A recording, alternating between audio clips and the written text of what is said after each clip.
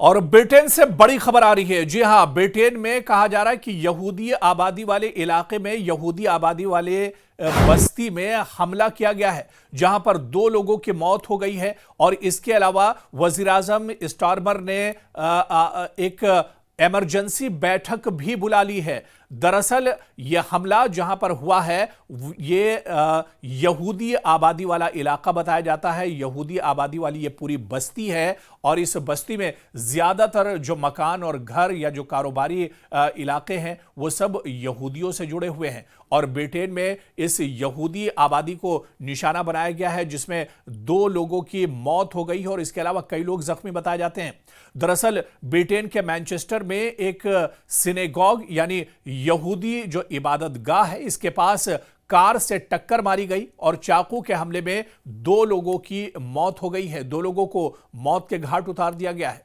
Police का कहना है कि उन्होंने जो संदिग्ध हैं, जो मुश्तबा लोग हैं, उन पर भी दरअसल गोली चलाई है। और ये पूरी जो घटना है, ये पूरा जो वाकया है, यौम किप्पुर के दिन हुई है, जिसे यहूदी कैलेंडर में सबसे पाक, सबसे पवित्र दिन माना जाता है। यानी यहूदियों का दरअसल ये फेस्टिवल था, यहूदियों का एक त्योहार था और ये अपनी इबादत गाहों में दरअसल इबादत में जुटे हुए थे जिस वक्त ये घटना हुई है, जिस वक्त ये हमला किया गया है। और ये घटना बताया जाता है कि यौम किप्पुर के दिन हुई है, जिसे यहूदी कैलेंडर में सबसे पाक, सबसे पवित्र दिन एक तरह से माना जाता है।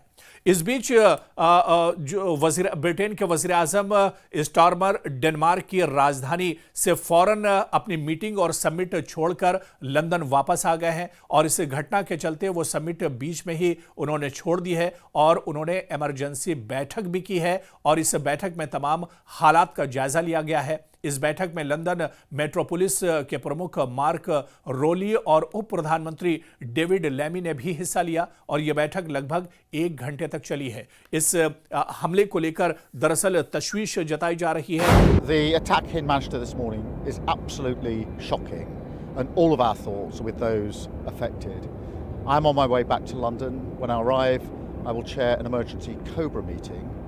I'm already able to say that additional police assets are being deployed to synagogues across the country and we will do everything to keep our Jewish community safe.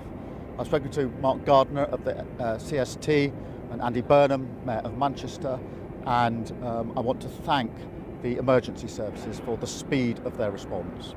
लेकिन माहिरीन का यह मानना है कि दरअसल ये घटना कहीं ना कहीं गजा में जिस तरह के हालात हैं, इजराइल जिस तरह से बर्बरती कर रहा है, इजराइल जिस तरह से लगातार नस्लकुशी कर रहा है, जिस तरह से बेन्यामिन नेतन्याहू की जो आईडीएफ और जो उनकी फोर्सेस हैं इजराइल की, वो गजा में कत्लेआम कर रही हैं, इसकी दरअसल इसी चीज को लेकर यहूदियों को एक तरह से टारगेट किया गया है और यहूदियों पर एक तरह से यह हमला किया गया है। यानी जो बेगुनाह यहूदी हैं, क्योंकि गजा पर जिस तरह से यह हमला किया गया है और गजा में जिस तरह के हालात हैं, जाहिर सी बात है कि इसके लिए सारे यहूदी जिम्मेदार नहीं हैं। आप देखिए कि गजा में जिस तरह का कत्लेआम हो रहा है, गजा में जिस तरह के हालात हैं, इसको लेकर इजराइल के अंदर भी एहतजाज किया जा रहा है। इजराइल के अंदर तल अबीब हो या हैफा हो या इस तरह के दूसरे जो शहर हैं, वहां पर भी बड़े पैमाने पर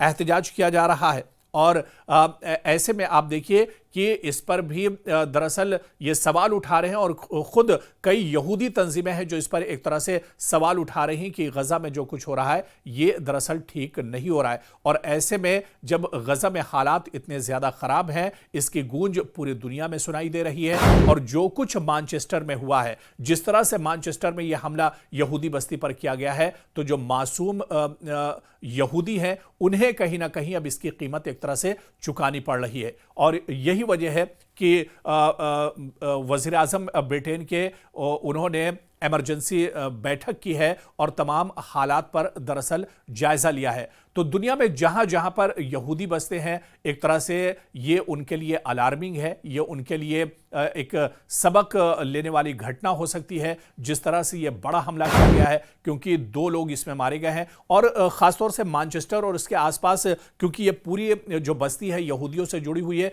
और यहूदियों में अब एक तरह तरह से डर बैठ गया है। इस घटना के बाद एक तरह से खौफ का माहौल है और लोग काफी ज्यादा डरे हुए हैं जिस तरह से पूरी घटना हुई है, क्योंकि एक ऐसे दिन जब यहूदियों का बहुत अहम त्योहार हो रहा था, उस दिन अचानक यह घटना होती है। हमलावर आते हैं और गाड़ी में बैठकर ही इस पूरी वारदात को एक तरह से अंजाम दिया जाता है। 2 लोगों की मौत हो जाती है और कई लोग इसमें जख्मी होते हैं, जिसमें से कई की हालत नाजुक बताई जा रही है। तो ऐसे में गजा से जोड़कर भी माहिरीन इस पूरी घटना को देख रहे हैं। इस पूरे वाकये को गजा से जोड़कर भी देखा जा रहा है कि गजा में जिस तरह के हालात हैं, ऐसे में लोगों में एक नाराजगी है, मुसलमानों में एक नाराजगी है। और सिर्फ मुसलमान ही नहीं, आप देखिए कि गजा की घटना को लेकर जिस तरह से सुमूद फ्लोटिला, जिसमें दुनिया भर के तमाम ममालिक के जो इस काफिले में जो एक्टिविस्ट हैं वो शामिल हैं, वो गजा में जिस तरह से कत्लेआम किया जा रहा है उसके खिलाफ आवाज उठाई जा रही है। दुनिया के अलग अलग ममालिक में आप देखिए कि किस तरह से